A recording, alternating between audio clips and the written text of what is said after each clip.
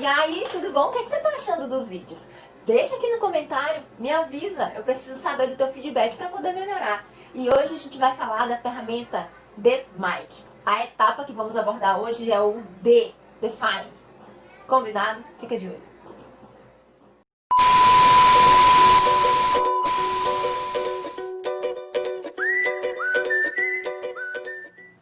Como vocês viram no vídeo anterior, a gente falou sobre a ferramenta DMic, sobre o método DMic. Esse método, como vocês já sabem, faz parte do Seis Sigma. E aí, vamos a partir de agora falar sobre cada etapa desse método e as suas ferramentas, as ferramentas que são mais utilizadas nessas etapas. A etapa de definir é para exatamente definir qual vai ser o problema e o efeito que se deseja eliminar. E aí a gente precisa ter uma meta e um escopo claramente definidos. O que acontece? Será que o problema que eu estou tentando resolver realmente tem que ser resolvido? Será que ele vai trazer retorno para a organização? Então, é necessário escolher muito bem qual é o problema que vai ser resolvido e esse efeito que eu quero eliminar. Então, a gente tem aí um preenchimento de um contrato de melhoria como forma de garantir que esses objetivos, as metas, as pessoas envolvidas, os prazos e todas as restrições estejam definidos, claros e alinhados por todos os interessados. Não pensem que é uma questão burocrática. Quando a gente fala em contrato, né, dá uma sensação muito burocrática. E, na verdade, não é isso. É uma questão somente para deixar claro, para que qualquer pessoa entenda da mesma forma. Tudo tem que estar escrito e detalhado. Tá? Eu vou mostrar para vocês.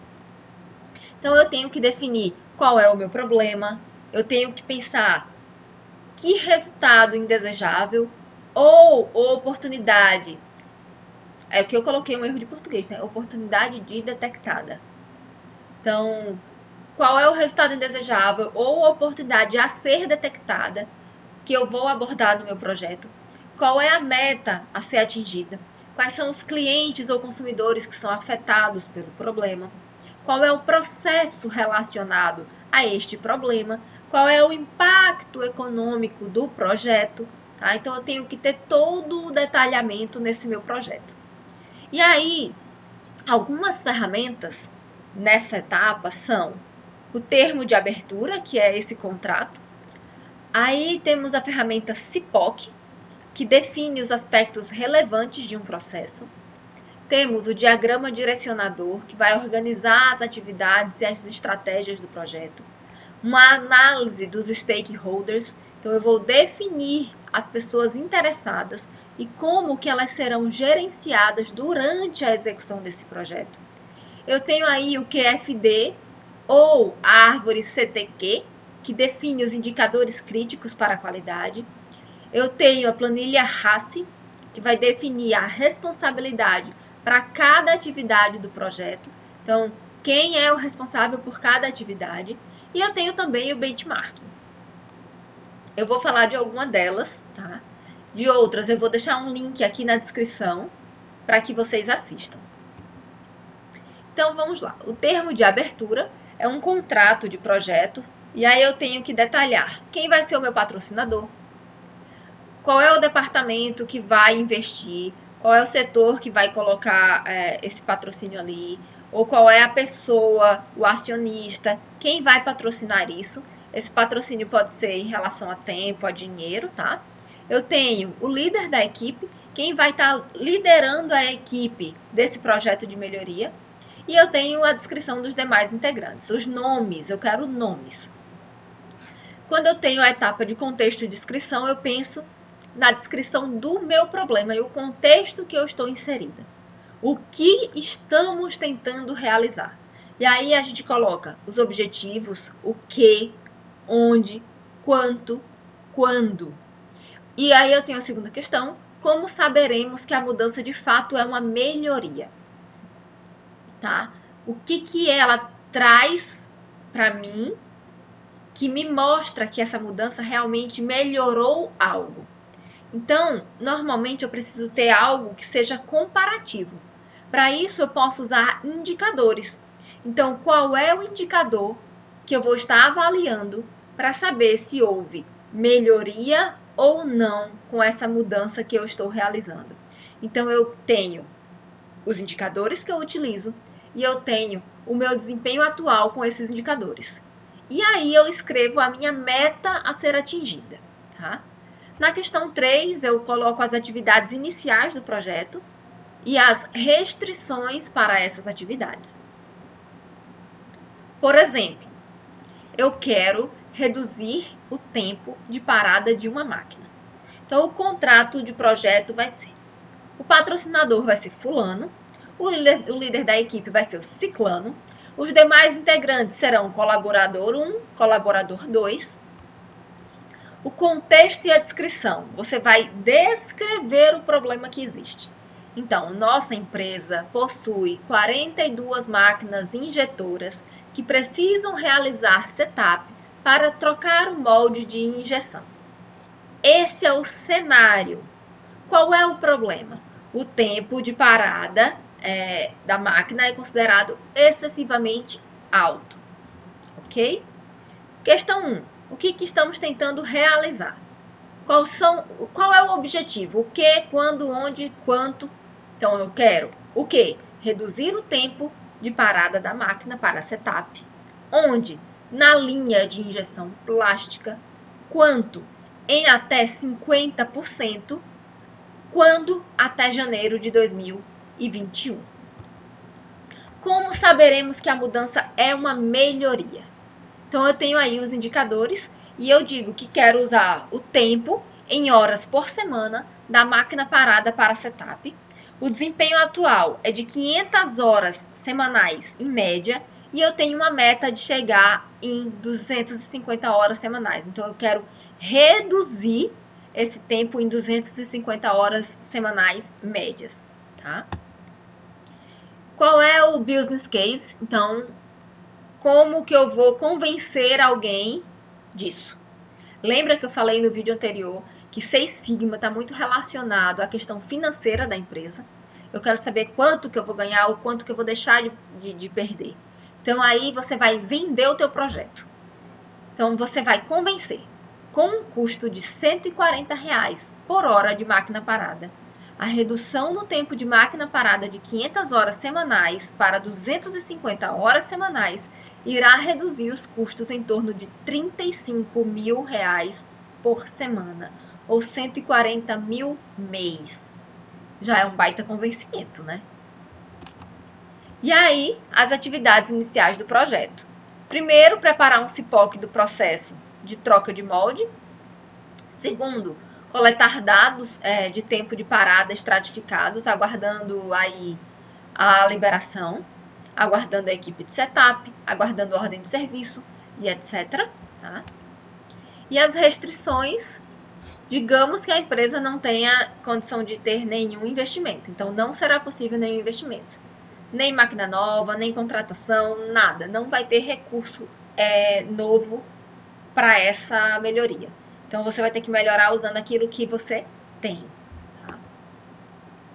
O business case, então, qual é o benefício do impacto no negócio, tá? Qual é o benefício que a tua melhoria vai gerar no negócio, tá? E aí eu tenho que lembrar para vocês terem cuidado com as metas, porque metas podem causar problemas sistêmicos nas organizações por conta de estreitamento de foco, comportamento antiético, aumento de assunção de riscos, diminuição da cooperação, diminuição da motivação intrínseca. O que acontece? Quando a meta ela é irreal, por exemplo, sabe? É uma meta totalmente ilusória. Aquele funcionário, aquele colaborador, ele não vai ter motivação para alcançar, porque ele sabe que nunca alcança. Aquela meta maluca, tá? Então, ninguém vai cooperar, a motivação vai diminuir, a sensação de frustração é maior, porque ninguém consegue. Então, dependendo da situação, as pessoas vão aumentar muito o assumir riscos para quê? Para cumprir aquela meta desesperadamente. ou vão fazer coisas ilegais, tá? E tem um outro fator também, se a meta for muito rasa, muito pouca, muito pequena, muito irrelevante, também diminui essa motivação e essa falta de cooperação aumenta. Porque as pessoas não vão estar nem aí para a meta, porque é muito fácil atingir, tá? Então, tenha cuidado ao aplicar essas metas na sua organização. E eu iria mais ainda. Cuidado, inclusive, com metas na questão pessoal, tá? Metas precisam ser motivadoras e alcançáveis, tá? Tem que ser desafiadora, mas não impossível. Então, as possíveis consequências do uso inadequado de metas numéricas seria aí falsificar dados, por exemplo, distorcer um sistema de medição, atingir a meta em detrimento do sistema apenas, tá? Então, as metas devem ser, como eu falei, desafiadoras, porém possíveis, tá? E algumas formas de estabelecer essas metas são, por exemplo, observar outras organizações que tenham realizado objetivos similares, dê conceitos básicos ou ideias que poderiam resultar na realização do objetivo, você pode possibilitar esse conhecimento, extrair ideias dos próprios participantes, fazendo perguntas para eles, sabe? Aquela coisa de descer para o Gemba, conversar com o pessoal que está ali trabalhando.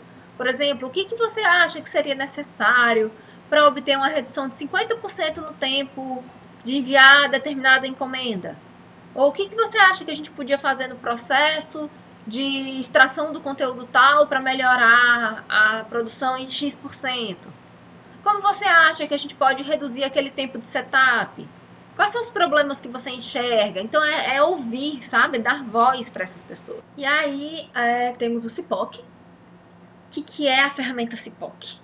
CIPOC é um formulário para ajudá-lo a definir um processo antes de você começar a mapeá-lo, mensurá-lo ou melhorá-lo, tá?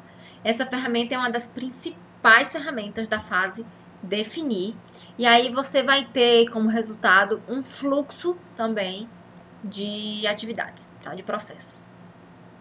Então, um exemplo, você tem aí processo no meio, outputs, inputs, clientes e fornecedores, tá?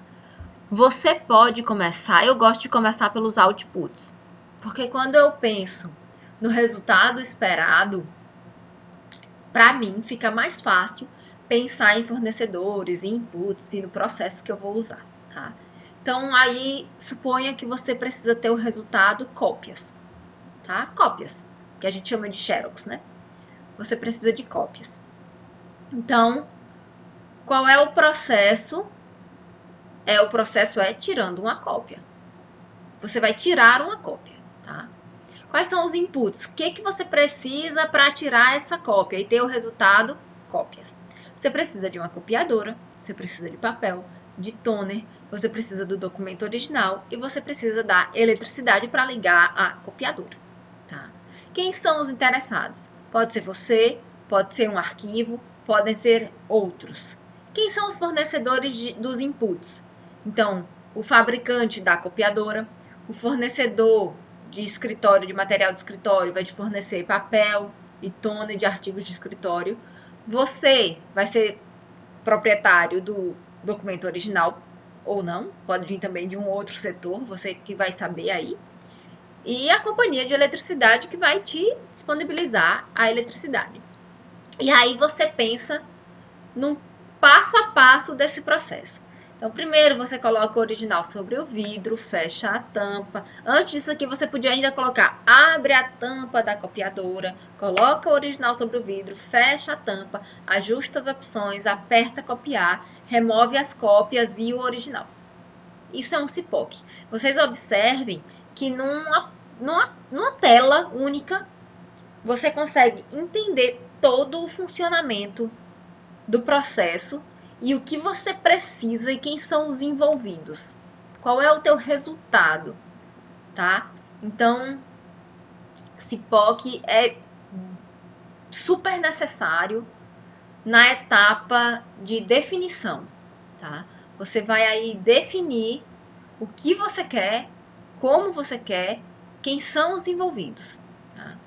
Uma outra ferramenta é o diagrama direcionador, que organiza as ideias e teorias a respeito das possíveis mudanças que vão resultar na melhoria. O diagrama direcionador, ele vai refletir aqueles conhecimentos da equipe sobre o sistema de causas que não podem ser testados. Tá?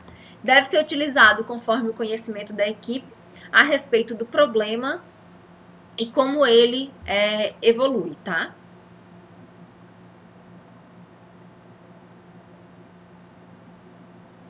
Eu acho que faltou um R aqui, do problema também evoluir.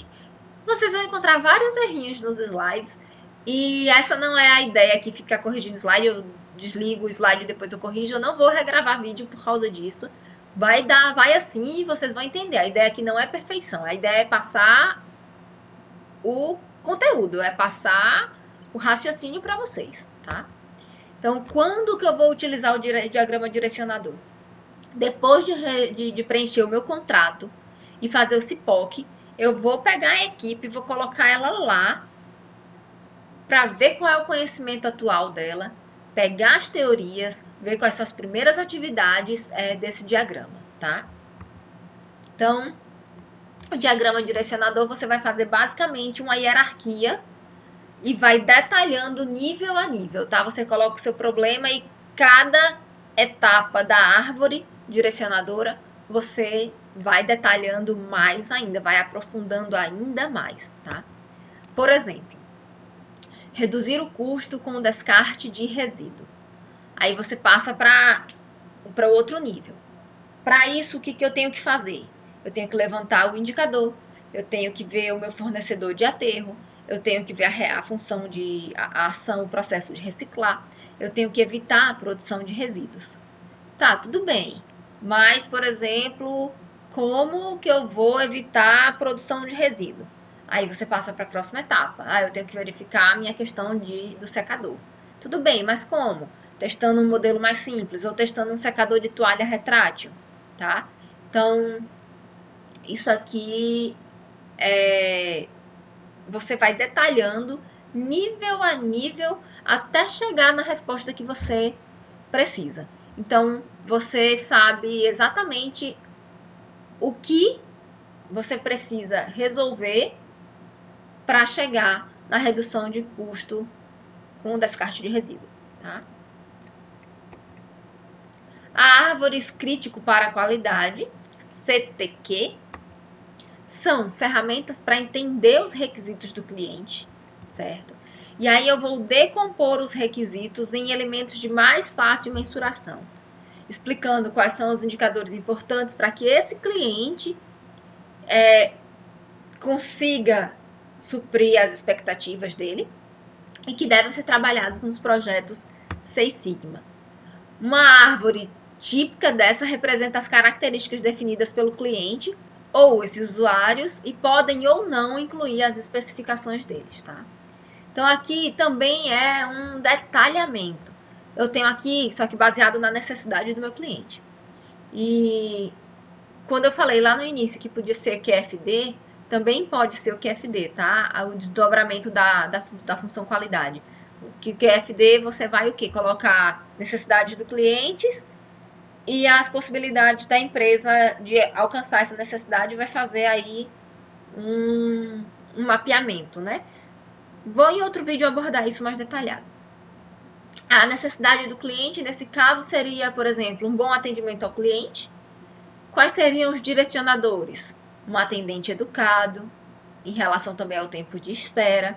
E uma necessidade mais específica ainda, atender esse cliente pelo nome, atender sem interrupções, ser cordial e o tempo de espera ser um tempo pequeno de espera, ter poucas transferências, que é horrível, né? Ficar sendo jogado como uma peteca de um lado para o outro. Então, com essa árvore, você consegue direcionar para solucionar ou para disponibilizar ou para sanar a necessidade e a expectativa do cliente, tá?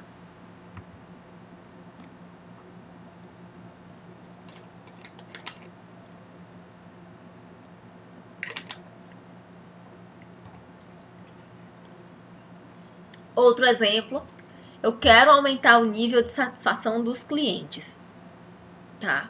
E é uma cafeteria, vende café. Então eu posso pensar em preço, eu posso pensar no próprio café, eu posso pensar no atendimento e também no ambiente. Em relação ao preço, o preço teria aí um limite máximo e mínimo de aceitabilidade. O café, você pode pensar na variabilidade de escolha dos grãos, pensar no sabor, se é não ácido, se é rico, pensar na frescura, no frescor desse café, tá? Se o grão é moído na hora, se ele não é moído na hora, o tempo que leva para tirar, para extrair esse café, colocar na xícara, servir. Qual é a temperatura mais adequada para servir esse café, tá? Um máximo e mínimo aí. O atendimento, ser simpático e agradável, um serviço rápido, um ambiente agradável. Quando eu falo em ambiente agradável, pode ser relacionado a ruído. Normalmente, quem vai em café gosta de um ambiente mais tranquilo, né, mais silencioso, ser um ambiente limpo e higiênico. Com isso aí, você consegue saber exatamente o que precisa fazer para que aumente esse nível de satisfação dos clientes. Tá? A planilha RACI vai ser uma ferramenta utilizada para deixar bem claro aos envolvidos a atribuição das suas responsabilidades. Você é responsável pelo quê? Tá? Então, o R vai ser responsável por executar uma atividade, ele vai ser o executor. O A vai ser a autoridade, quem deve responder pela atividade, ou seja, o dono da atividade, tá? Então, a ideia é que para cada atividade tem apenas uma autoridade. O C, que é o consultado, quem deve ser consultado e participar da decisão ou da atividade no momento que ela foi executada.